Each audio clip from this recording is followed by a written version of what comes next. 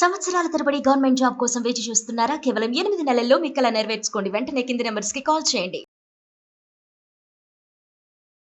నమస్తే రమ్మగారు. నమస్తే జయ. ఏదైనా ఒక మంచి స్టోరీ చెప్తారా? పూర్వం ఒక రాజుగారు ఉండేవారు. ఈ రాజుగారికి భలే ఫ్యాన్సీ ఆయన. ఏదైనా పండగ వస్తే మొత్తం ఊరంతా పండగ చాటిచ్చి అందరూ పని మానేసి పండగ వేడుకల్లో పాలు పంచుకోవాలి అనేవాడు. ఓ, ఎంత మంచి రాజు. బానే ఉంది కదా. అయితే ఆయన పుట్టినరోజు అప్పుడు భలే గ్రాండ్గా చేసుకునేవాడు ఆయన. అందరూ పుట్టినరోజు వేడుకల్లో పాల్గొనాల్సిందే. ఎవరి పని వాళ్ళు చేసుకుంటే మధ్యలో వచ్చి ఒకసారి హాయ్ అని కేక్ కటింగ్ వచ్చి వెళ్ళిపోదామంటే కుదరదు. చాలా గ్రాండ్గా చేసుకునేవాడు. ప్రజలంతా పాలు పంచుకోవాలి, ఆయన తరహా అదనమాట. అయితే ఏమైంది, ఓ సంవత్సరం ఆయన పుట్టినరోజు వచ్చింది. ఊరంతా చాటిప్పేశారు, ఎవ్వరూ పనిలోకి వెళ్ళకూడదు, రాజుగారి పుట్టినరోజు సందర్భంగా అందరికీ రెస్ట్ అని ప్రకటించారు. అయితే ఏమైంది, ఎవరైనా పని చేస్తే పోనీ ఆయన ప్రకటించావు బాగానే ఉంది, ఎవరైనా పని చేసుకుంటే ఒప్పుకునేవాళ్ళు కాదు. రాజభట్లు వెళ్ళి వాళ్ళని లాక్కొచ్చి రాజుగారి దగ్గర పెట్టేవాళ్ళు. అయ్యో, వాడికి శిక్ష పడేది, పొట్టాడేవాడు. నేను చెప్పా కదా మీరు ఎందుకు చేశారు అనేవాడు. అయితే ఏమైంది, ఓ సంవత్సరం పుట్టినరోజుకి గ్రాండ్ సెలబ్రేషన్స్ జరిగినాయి. ఊరంతా భోజనాలు గీనాలు గందరగోళంగా పెట్టారు, ఏంటేటో చేస్తున్నారు. అయితే రాజభట్లు ఒక గొడారి వాడిని చూశారు. ఈ గొడారివాడు అంటే ఏంటి, చెప్పులు కుట్టేవాడు. ఆ ఊళ్ళల్లో ఈ కథ రాసిన ఆయన వారి ఊర్లో అలా అంటారు కాబోలు. అయితే రాజభటులు చూసి, ఏరా నాయన, రాజుగారి పుట్టినరోజు, నువ్వేమిటి ఈ పని చేస్తున్నావు, పని చేయొద్దని చెప్పాం కదా, నేనంతా టమ్కేసాం, వినలేదంటే, పని చెప్పేది నాకు ఎలా గడుస్తుందండి, ఆయన పుట్టినరోజు అయితే నన్ను చేయమంటారు అన్నాడు. అనగానే అయ్యి బాబోయ్, వీడికి ఏమిటి మరీ పొగరబోతనంగా ఉంది, పట్టండి వీడినని ఇద్దరు రాజభట్లు చెరో రెక్కా పుచ్చుకుని వాడిని ఈడ్చుకొచ్చారు. రాజుగారి దగ్గరికి ప్రవేశపెట్టాడు. ఈ గోడారివాడు లోపలికి వెళ్ళాడు. రాజుగారు అడిగాడు, ఏమోయ్, నా పుట్టినరోజు సందర్భంగా నేను అందరినీ పనులు మానేమన్నాను, నువ్వు కూర్చుని పని చేసుకుంటున్నావు, ఏమిటి నీ ఉద్దేశం? బాబు, మీకు పుట్టినరోజు ఉంటే మీదండి, మా బండి ఎట్టా నడుస్తుందండి? మా బండి నడవదు, రోజు కుడితే కానీ నా కథ నడవదండి అన్నాడు. రాజుకి ఆశ్చర్యం వేసి, అదేమిటి, నిన్న మొన్న అటు మొన్న సంపాదించావు అవన్నీ వెనకేసుకోలేదంటే వేసుకోలేదండి అన్నాడు. రాజు ఆశ్చర్యపోయాడు. నువ్వు రోజు పని చేస్తావు, రోజు డబ్బులు వస్తాయి, వెనకేసుకోకుండా ఎలా ఉంటావు, అసలు చెప్పు, నీకు ఎన్ని డబ్బులు వస్తాయో చెప్పు అంటే, నీ బాగా ఆలోచించి 6 అణాలు వస్తాయండి అన్నాడు. అనేసరికి తిండికి వాటికి నీకు ఎంత ఖర్చు అవుతుందో చెప్పు అన్నాడు ఆయన. నేను నా భార్య తినడానికి 2 అణాలు ఖర్చు అవుతుందండి, మా తిండికి సరిపోతుంది అన్నాడు.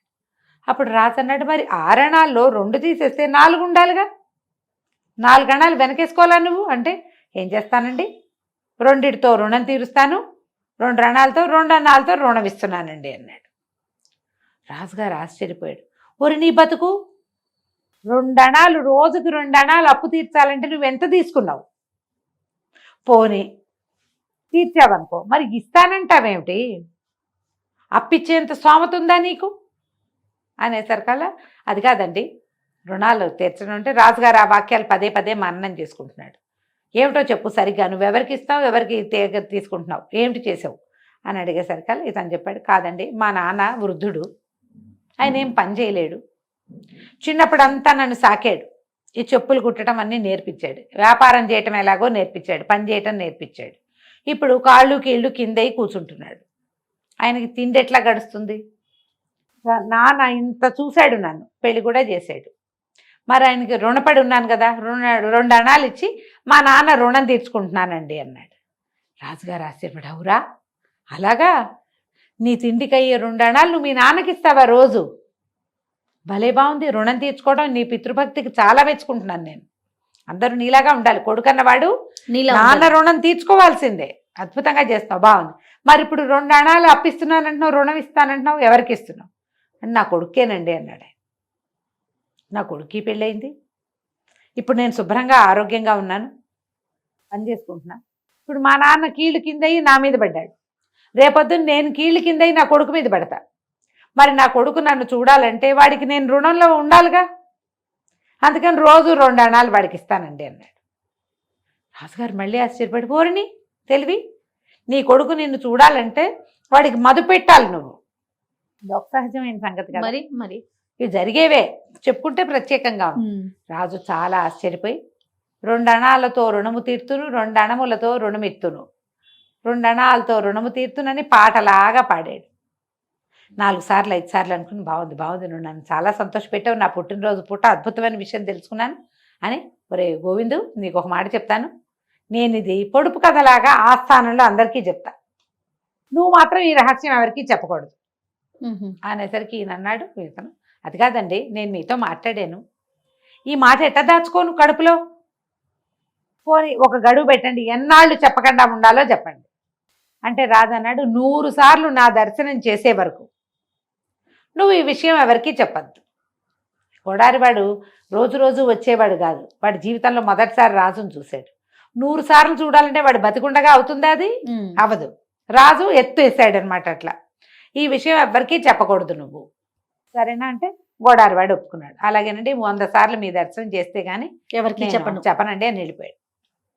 మర్నాడు పొద్దున బర్త్డే సెలబ్రేషన్స్ హడావిడి అంతా అయిపోయాక సభ తెచ్చారు. ఆహాహా, బర్త్డే చాలా బాగా అయింది అని ఇవన్నీ మాట్లాడుకుంటారు. మనం చేస్తాంగా పార్టీ, మర్నాడు బోల్డని డిస్కస్ చేస్తాం మనం. అలాగే రాజుగారు కూడా డిస్కస్ చేయబోయారు. మంత్రి సామంతులు అందరూ కూర్చుంటే రాజు అన్నాడు, నిన్న నా పుట్టినరోజు పూట బ్రహ్మాండమైన పొడుపు కథ ఒకటి తగిలింది, ఎవరు విప్పుతారో చూస్తా. 2 అణములతో రుణమునిత్తును, 2 అణములతో రుణము తీర్తును, లేదా ముందు తీర్తును తర్వాత ఇత్తును. దీని అర్థం ఏమిటో వివరించండి. అందరూ మొహామొహాలు చూసుకున్నారు. ఏమిటిది, ఏం పాయింట్? 4 పీకు చచ్చినా ఎవరికి ఏం తెలియ, ఇంతేనా మీ తెలివి అంటాడు రాజు. మీకు తెలివి లేదంటాడు. ఏదైనా సలహా ప్రశ్న అడిగితే మీరు చెప్పలేరంటాడు. పొడుపు కథ పొడిచా మీరు చెప్పట్లేదంటాడు. అయితే మంత్రి గారు అన్నాడు, 1 or 2 రోజులు గడువు ఇవ్వండి ప్రభు, చెప్తానన్నాక ఆయన ఆలోచిస్తున్నాడు మంత్రి. నిన్న పొద్దు నుంచి సాయంత్రం దాకా సెలబ్రేషన్సే సరిపోయినాయి. పొద్దు నుంచి అలసిపోయి ఈయన 7ంటికే నిద్రపోయి ఉంటాడు. తెల్లారు లేచి పొద్దున్నే కసరత్తుకి వెళ్ళాలి, దేవతార్చన స్నానం చేయాలి, దేవతార్చన చేయాలి, మందిరానికి మండపానికి ఇక్కడికి రావాలి, సభా మండపానికి. ఎవరితో మాట్లాడి ఈయన ఇది పట్టుకున్నాడు అని బాగా ఆలోచించి నిన్న ఈయన గొడారివాడితో మాట్లాడాడు తెలిసింది. ఆయన కనిపెట్టారు. ఏం మాట్లాడారంటే, ఏమోనండి వాడు లోపలికి వెళ్ళాడు, వాళ్ళిద్దరే మాట్లాడుకున్నారన్నారు. అప్పుడు ఈ కిటుకేదో గొడారివాడికి తెలుసని మంత్రి గారు గొడారివాడి ఇంటికి పోయాడు. పోయి, ఏరా అబ్బాయి, నిన్న రాజుగారు నువ్వు ఏం మాట్లాడుకున్నారు చెప్పు. ఏవో మాట్లాడుకున్నామండి అన్నాడు గొడారివాడు. అనేసరికి మంత్రి అన్నాడు, అట్ట కాదురా, రాజుగారు ఒక పొడుపు కథ పొడిచాడు, దాని మూలం నువ్వని నాకు అనుమానంగా ఉంది.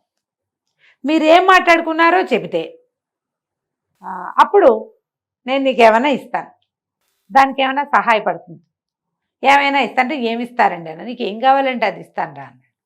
సరే, ఒక 100 కాసులు ఇప్పించండి, నేను నా కుటుంబం బతికిపోతామని గొడారివాడు చెప్పాడు. వాడికి వచ్చేది ఎంత రోజుకి 6 అణాలు, కాసు అంటే 16 అణాలు, అలాంటివి 100 అడిగేసరికి ఆయన సరేనని రొంటి నుండి ఒక 100 కాసుల మూట అప్పటికప్పుడే మనకు పర్సు ఉంటుందిగా, ఎత్తి చేతిలో పెట్టాడు. వీడు ఒక్కొక్క కాసు చూసి పక్కన పెట్టి 100 కాసులు లెక్క పెట్టుకున్నాడు. లెక్క పెట్టుకుని ఏం జరిగిందో విషయం చెప్పేశాడు. అయ్యో చెప్పేసరికి మంత్రి గారు విషయం పట్టుకుపోయాడు.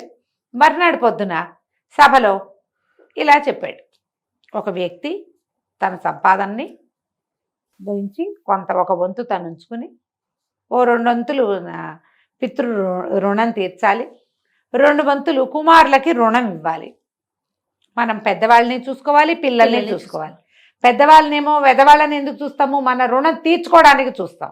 పిల్లలని వాళ్ళు మనకి రుణపడడానికి చూస్తాం. ఈ కథ అంతా చెప్పేసరికల్లా అందరూ చప్పట్లు కొట్టారు. రాజుగారు సంతోషించాడు, కానీ ఆయన కొళ్ళు మండిపోయింది. ఈ విషయం మీకు ఎవరు చెప్పారు, నిజం చెప్పండి అని మంత్రిని బెదిరించాడు. కోడారివాడు చెప్పాడండి అన్నాడు ఆయన. ఓహో, నేను పచ్చి పాప వచ్చేసింది, అన్న దుర్మార్గుడా, నేను చెప్పే కదా నీకు చెప్పొద్దని. ఆ కోడారివాడిని పిలిపించి ఏరా అబ్బి, జరిగింది చెప్పావు, నేను కాదన్ను, కానీ 100 మార్లు నా దర్శనం చేస్తే కానీ చెప్పొద్దన్నాను కదా అంటే, అయ్యా 100 మార్లు మీ దర్శనం చేశానండి అన్నాడు కోడారివాడు. అనగానే రాజు ఆశ్చర్యపోయాడు. నిన్న అది జరిగింది, ఇవాళ ఇది జరిగింది, మొన్నటి తర్వాత నువ్వు ఇవాళే వస్తున్నావు, ఎప్పుడు చూసావు నువ్వు 100 మార్లు ఇలా దొంగ పదాలు ఆడతావు నువ్వు అనేసరికి, నేను అబద్ధం ఆడలేదండి, పెద్ద మంత్రి గారిని పిలిపించండి. మంత్రి గారు వచ్చారు. అయ్యా, మీరు నాకు 100 కాసులు దయచేశారా దయచేయలేదా అని అడిగాడు. రాజుగారు ఎదురుకుండా ఉంది. ఇప్పుడు నేను లంచం ఇచ్చానని చెప్పాల్సి వచ్చింది. 100 కాసులు ఇచ్చాను స్వామి అన్నాడు. ఒక్కొక్క 100 కాసులని నేనేం చేశానండి అన్నాడు. లెక్క పెట్టుకున్నావు అన్నాడు. ఎలా లెక్కెట్టానండి అన్నాడు. మంత్రికి అర్థం కాలేదు, ఏమిటి ప్రూవ్ చేయడానికి చూస్తున్నాడు వీడు, ఇప్పుడు ఏం ప్రూఫ్ కోసం వీడు చూస్తున్నాడంటే కాసులు చూసుకున్నావు అని. కాసు మీద ఎవరున్నారండి అన్నాడు. కాసు మీద రాజుగారి బొమ్మ ఉంది.